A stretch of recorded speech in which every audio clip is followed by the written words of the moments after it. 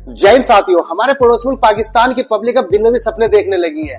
बोल रहे हैं कि हिंदुस्तान के जल्दी टुकड़े होने वाले हैं। आज इन मदरसा छाप पाकिस्तानियों की बातें सुनोगे तो आप हंसते हंसते लोटपोट हो जाओगे। वीडियो आखिर तक जरूर देखेगा, पूरा मजा आने वाला है। और अगर चैनल में पहली बार तो चैनल को सब्सक्राइब करना ना भूले। तो चलिए बिना समय खर्च किए शुरू करते हैं आज की वीडियो। तो चलिए शुरू करते हैं। इंडिया के टुकड़े कैसे होते हैं ये आपके सामने होगा। मुस्कुराओ नहीं, मैंने कोई जोक नहीं सुनाया, ये हकीकत है। देखे जोक की बात नहीं है, आप ना सारी जज्बात में बात कर रहे हैं, आप रियलिटी बात नहीं कर रहे। चारों तरफ से ठुकेगा, बंगाली भी मारेंगे उसको, चाइनीज भी मारेंगे, इधर से पाकिस्तान से भी मार खाएगा, अपने घर वालों से भी मार खाएगा, सिख भी उसके अगेंस्ट खड़े होंगे।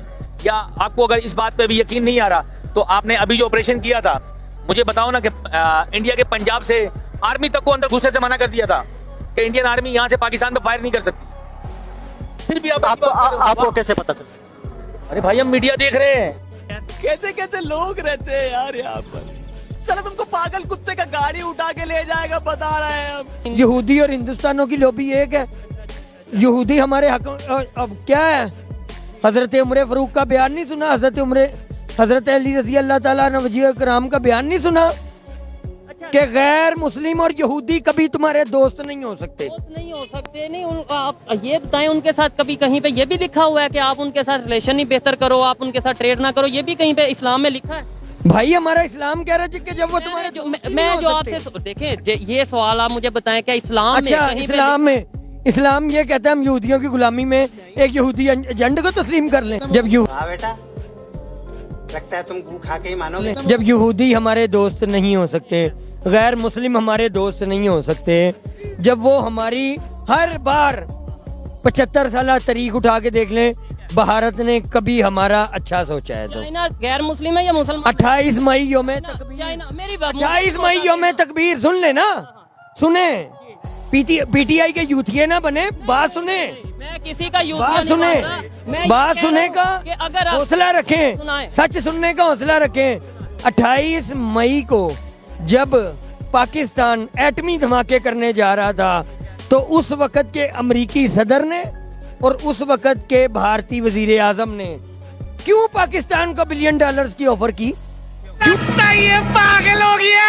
क्यों कहा कि धमाके ना करो और इतने डॉलर तुम्हारे अकाउंट में शिफ्ट कर दिए जाएंगे? कोई ऑथेंटिक बात कर रहे हैं कि इंडिया वालों ने ऑफर की। बिल्कुल। एक साइड पे ये कहते हैं कि हमने एटम बम बनाया इंडिया के लिए, दूसरी तरफ हम उनकी ऑफर एक्सेप्ट करेंगे और वो भी ऑफर हमें देंगे। ये क्या मतलब वो उन्होंने ऑफर दी? मानते हैं ये बात? नहीं ये बात तो समझ ही नहीं ना आ रही।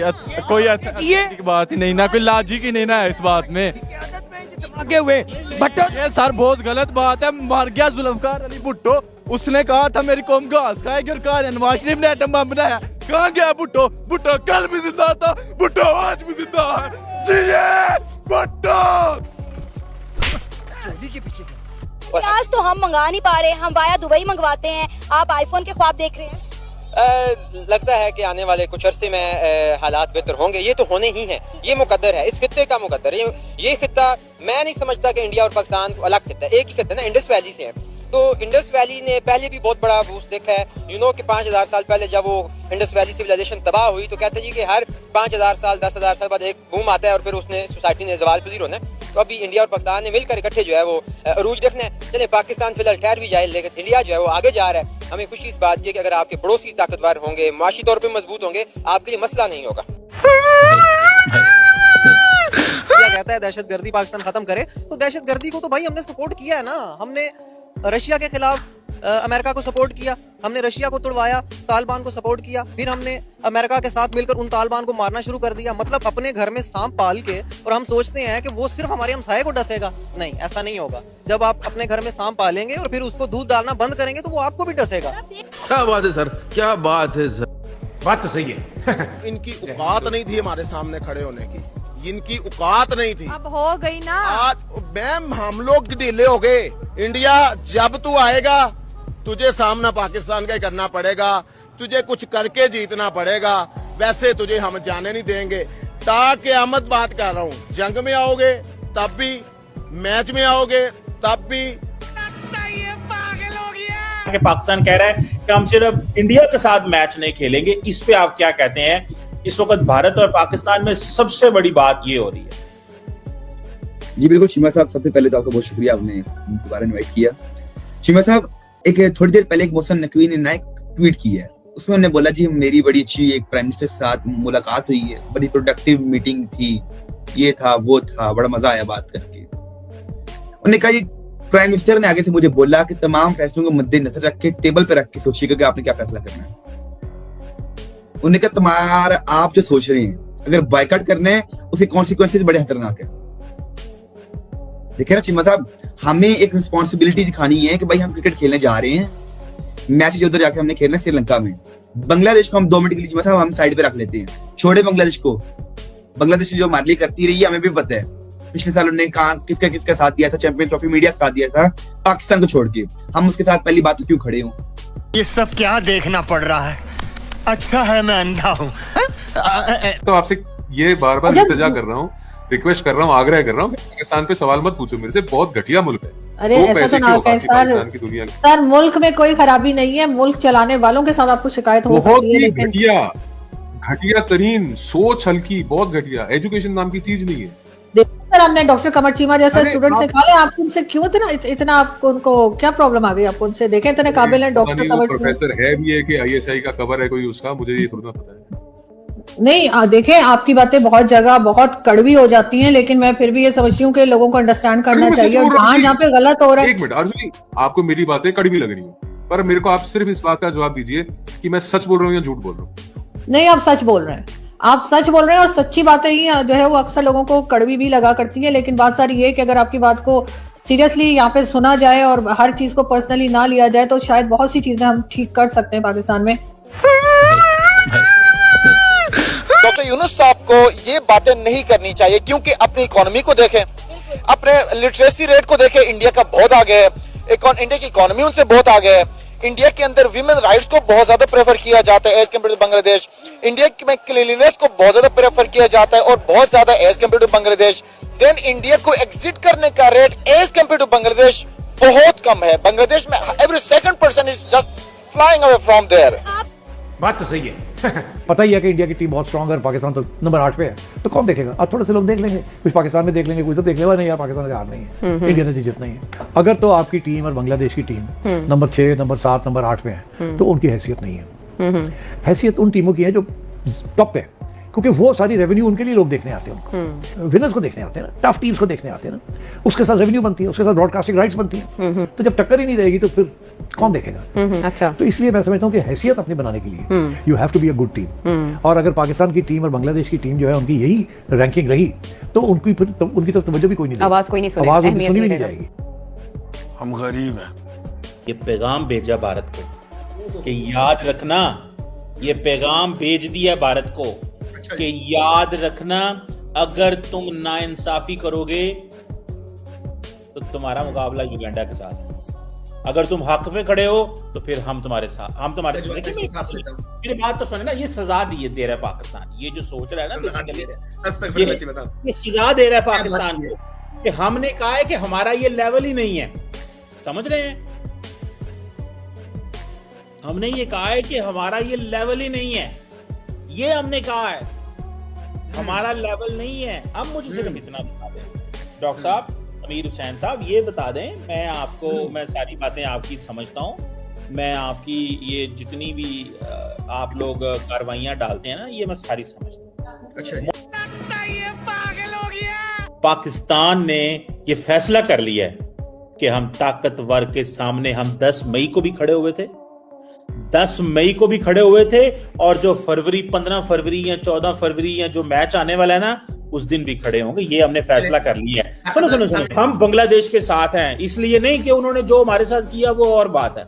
हम आईसीसी के जो रूल्स हैं उनकी खिलाफ वर्जी करने वाले भारत को हम क्वेश्चन। आपने खिलाफ वर्जी की है, आईसीसी की वायलेशन रूल्स की बांग्लादेश ने की है, वोटिंग हार के भी बायकॉट किया इंडिया का, ये आईसीसी के रूल्स की जो है वायलेशन। अगर आप बांग्लादेश के साथ देंगे तो आपको आईसीसी के रूल्स की वायलेशन करनी पड़ेगी। दूसरी बात चीमा साहब, आपने कहा हम ताकत दिखाते हैं 15 फरवरी को, एशिया कप में आप 3 मैच हार जाते हैं और बाद में आप कहते हैं हम ताकत दिखाते हैं, जीतते आप है नहीं है, फिर आप कहते हैं जी इंडिया को हम फंसा रहे हैं। फंसाना आपने चीमा साहब क्या है? बात करें बराबरी की, बराबरी भी बात करनी है, आओ मैदान में। मुझे अपने घर जाना है। और चीमा साहब के आप गाड़ी खड़ी करने वाले हैं? अरे आएंगे ना भाई।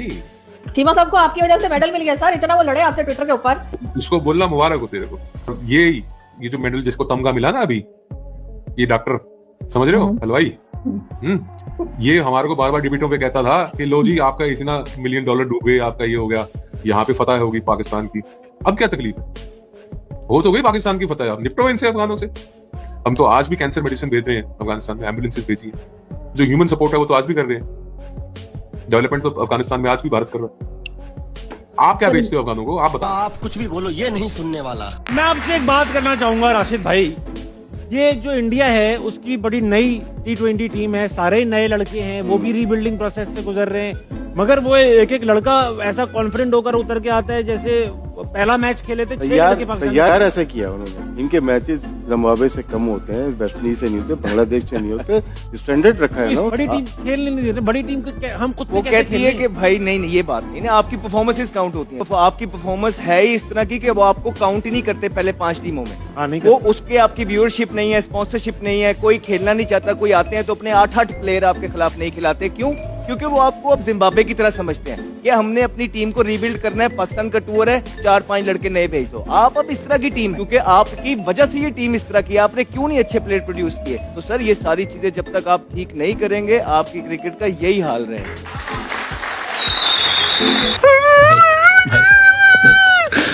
बम चला देगा, वो ये कर देगा, वो ये कर देगा, उनके वो मेन चैनल। अगर मौलाना साहब की बात करें तो वो ये बात करते हैं ना कि हमने क्यों किस लिए बम रखा है, एटॉमिक बम किस लिए चलाते हैं, जो वो बात करते हैं वो तो सही होती है ना। एटम बम ऐसा ही है ना, वो चला नहीं देते, वो अपनी तरफ से। मुझे बड़ी खुशी होती है, चला देना चाहिए, चला देना चाहिए, मुझे बड़ी खुशी। क्या कहते हैं, चला देना चाहिए, चला देना चाहिए।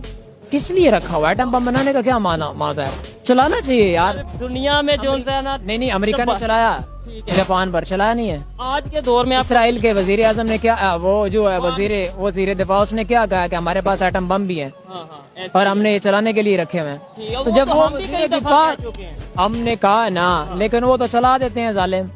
हमारे पास दरार टैंक है, क्या चलाया हमने? नहीं मैं गाली नहीं दे सकता। नहीं गाली नहीं देना, अब फैमिली देखती है, वरना मैं ऐसे गाली दूं, ऐसे गाली दूं ना जिंदगी भर। वो हाथ जोड़ के माफी मांग रहे हैं बांग्लादेश वाले। इनने क्या खड़ा हो इंडिया के खिलाफ? ना इनकी कोई हैसियत, ना इकोनॉमी है, ना कंट्री, ये है कुछ नहीं, छोटे से तो है ये बिल्कुल। पाकिस्तान में चुप करके सिस्टम बैठा हुआ, उन्हें पता है कि ये तरले मिनटों पे आ गए। ये अपने पाँव पे बाहर तो डाले, पाँव पे बाहर थे पहुंची साहब, पैरों से पार ही नहीं पाते हैं। मतलब कि भाई मजबूती से खड़े हो, एक दिन आपने नहीं चल पाए, अपने फैसले के ऊपर नहीं आप रह पाए हैं, एक दिन आपने टिक पाए अपने फैसले के ऊपर। 24 घंटों में आपने बाइकआउट के बाद आपने जो है 24 घंटे नहीं, अभी आपके बाइकआउट को है, आपने तरला किया, ICC ये हम हाथ जोड़ रहे हैं आपके सामने, हमारे फैसले के ऊपर नजरसानी की जाए। देखा आपने लापरवाही का नतीजा है। ये आपकी ये मतलब गुर्बत है, इनके माइंडसेट, इनका गरीब माइंडसेट है। यार मुझे एक बात बताओ आप, गुर्बत कैसी है? मुझे अपने घर जाना है। बांग्लादेश ने रिक्वेस्ट कर दी है इंडिया को कि हमें जो है वो जनाब सोचा जाए, हमारी रिक्वेस्ट के ऊपर अमल किया जाए। ये क्या हुआ है यार? मतलब हमें तो ये था बांग्लादेश खड़ा हो जाएगा, लेकिन बांग्लादेश रिक्वेस्ट पे रिक्वेस्ट किए जा रहा है। मतलब आपने लास्ट वीडियो में बोला कि पाकिस्तान को बाइकआउट करना चाहिए, मोहसिन नकवी को करना चाहिए बाइकआउट। और भाई एक बंदा अकड़ दिखा रहा है, बांग्लादेश ने दिखाई अकड़ इंडिया को। मैंने कहा था ये अपने फोन पे खुद खिलाड़ी मार बैठे हैं। इनने अकड़ दिखाई इंडिया को, अकड़ दिखा के इन्हें बाइकआउट किया। बाइकआउट करने के बाद 13 मिनट पे आ गए, प्लीज हमारे जो फैसले पे नजरसानी किया जाए, हम आपसे दोबारा रिक्वेस्ट कर रहे हैं, हमें सिक्योरिटी थ्रेट है इंडिया में, हमें अल्लाह का नाम है, हमें जो माफ कर दिए जाए और हमारे मैचेस पे जो श्रीलंका करा दे, अल्लाह का नाम मेहरबानी फरमाइए। वो हाथ जोड़ के माफी मांग रहे हैं बांग्लादेश वाले। इनने क्या खड़ा हो इंडिया के खिलाफ?